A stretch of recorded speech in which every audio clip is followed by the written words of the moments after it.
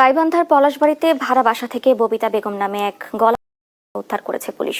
শনিবার সকাল 11:30টায় উপজেলার ঢোলভাঙ্গা বাজার এলাকার একটি বাসা থেকে উদ্ধার করা হয়। গাইবান্ধার পলাশবাড়িতে বিছানার উপর পড়েছিল নারীর এবং বিছানার পাশেই পড়েছিল একজন পুরুষের, কিন্তু ছিল না কোনো পুরুষ। এই বিষয়ে বিস্তারিত আমরা জানবো সোহেল মাহমুদ থেকে, এবং আপনাদের সাথে রয়েছে আমি স্নিগ্ধা আখি। জি সোহেল মাহমুদ। ধন্যবাদ আখি আপনাকে, ধন্যবাদ নতুন সময় সকল দর্শককে যারা এই অনুষ্ঠান দেখছেন। আমরা আজকে যে খবরটির অনুসন্ধানী প্রতিবেদন জানাবো সেটি হচ্ছে একটি রহস্যজনক ঘটনা। ঘটনাটি ঘটেছে গাইবান্ধা জেলার পলাশবাড়ি উপজেলার বেদকাপা ইউনিয়নের পার আমলাগাছি গ্রামে। আজ 28 মার্চ শনিবার সকালে সেই এলাকার ঢোলভাঙ্গা বাজার সংলগ্ন মোস্তাফিজুর রহমান সাহেবের যে বাসা, সে বাসার সদর দরজা খোলা দেখে পাড়া প্রতিবেশী যারা আছে তারা বাসার ভিতরে যায়। ভেতরে গিয়ে এই ঘটনার অনুসন্ধান করে। সদর দরজা খোলা দেখে সে বাড়িতে প্রবেশ করে দেখে খাটের উপর এই যে গৃহবধূ ববিতা, তার দেহটি বিছানার উপর পড়ে আছে। এবং তারা আরেকটি জিনিস দেখতে পায়, সেটি হচ্ছে যে খাটের যে নিচ আছে ফ্লোরে, সেখানে একটি পুরুষাঙ্গ পড়ে আছে কর্তন অবস্থায়। এটি দেখে তারা আতঙ্কিত হয়ে যায় এবং সামাজিক যোগাযোগ মাধ্যমে একটি ভিডিও ভাইরাল হয়েছে, যে ভিডিওতে দেখা যায় যে আতঙ্কিত যে এলাকাবাসী তারা কিন্তু ভয়ে সেই রুম থেকে বের হয়ে যাচ্ছে। এই বাসাতে দীর্ঘদিন যাবৎ ভাড়া থাকতো হারুন এবং তার স্ত্রী ববিতা। তাদের একটি 14 বছরের ছেলে আছে।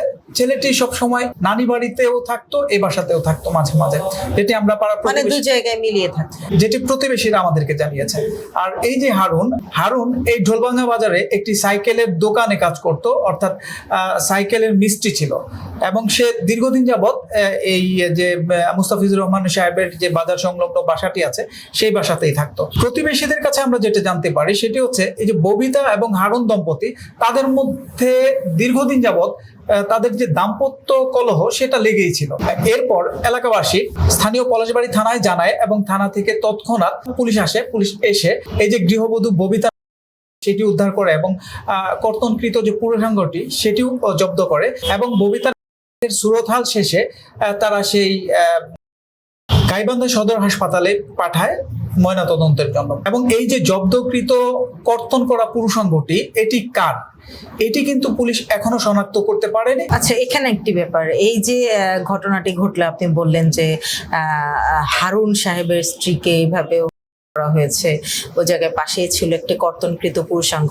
তো এই সবের মধ্যে শুধু এলাকাবাসী আসছে, তো এই জায়গায় তার স্বামী বা তার মানে তার আশেপাশের কেউ ছিল না? আপনাকে আগেই জানিয়েছি যে এই বাড়িতে কিন্তু হারুন এবং ববিতা দম্পতি ছাড়া আর কেউ থাকতো না। এবং তার যে একমাত্র ছেলে, সেও তখন তার নানির কাছে ছিল। তার মানে হচ্ছে এই যে হারুন, ইনিও এই জায়গায় থাকতো না, শুধুমাত্র ববিতা উনি একা ভাড়া থাকতেন না। আমরা যখন সরেজমিনে ওই স্থানে গেলাম তখন এলাকাবাসী এবং এলাকার যে একটা চাঞ্চল্যকর পরিস্থিতি সেটি তো আমরা দেখতে পেরেছি। এবং সেই ঘটনাস্থলে কিন্তু ববিতার যে মা এবং বোন, তার যে আত্মীয় স্বজন, তারা কিন্তু এসেছিল। এবং ববিতা কিন্তু পাশের গ্রামের একটি স্বনামধন্য পরিবারের মেয়ে। এবং আমরা যেটা জানতে পেরেছি সেটি হচ্ছে সে স্থানীয় মেম্বারের ভাস্তি হয়। এবং তার মা যেটা বলছিল সেটি হচ্ছে যে এই যে তাদের পারিবারিক কলহ, এই কলহের জেরে সে কিন্তু রাগ করে তার মায়ের বাড়িতে অর্থাৎ বাবার বাড়িতে চলে গিয়েছিল ববিতা। এবং ববিতাকে তখন হারুনের যে পরিবারের বোন এবং বোন জামাই এবং হারুন মিলে তার মাকে এক প্রকার হাতে পায়ে ধরে কথা দিয়ে এনেছিল যে এর পরবর্তীতে ববিতার উপর কোনো নির্যাতন করবে না। এবং হারুন বলেছিল যে সে আর পারিবারিক কলহে জড়াবে না। সেই শর্তেই কিন্তু তার মা, যে ববিতার মা, তার মেয়েকে সে দিয়েছিল। এবং তার কাছেই কিন্তু ববিতার ছেলেটা থাকতো। তো ঘটনার স্থান যে এই বাড়িটিতে কিন্তু ববিতা এবং হারুন দম্পতি বসবাস করে। এবং ঘটনার সময় সকালে প্রতিবেশীরা কিন্তু হারুনকে খুঁজে পায়নি। এবং হারুনের যে বাজারের মধ্যে দোকান আছে সেই দোকানেও তাকে পাওয়া যায়নি। এমনকি হারুনের পরিবারের যে লোকজন, অর্থাৎ হারুনের ছোট ভাই, তার বউ এবং তার যে বোন এবং বোনের জামাই, সবাই কিন্তু এখন পলাতক আছে। এ থেকে পুলিশ এবং আমরা ধারণা করতে পারি যে এই যে ঘটনা, এই ঘটনার সাথে হারুন এবং তার পরিবারের কোনো সম্পৃক্ততা আছে। এবং পুলিশ কিন্তু তদন্ত করছে। এবং পলাশবাড়ি থানার ভারপ্রাপ্ত কর্মকর্তা ওসি সারোয়ারে আলম আমাদেরকে যেটি বলেছে সেটি হচ্ছে যে এই যে ববিতা, তার সুরতহাল শেষে পোস্টমর্টেমের জন্য সদর হাসপাতালে পাঠিয়েছে। এবং ময়নাতদন্তের রিপোর্ট শেষে তারা পরিবারের মামলার প্রেক্ষিতে তারা এই মামলার পরবর্তী কার্যক্রম এগিয়ে নিয়ে যাবে। আচ্ছা, এ বিষয়ে পরিবারের কি মন্তব্য বা মতামত, এটি আপনি জানেন কিনা?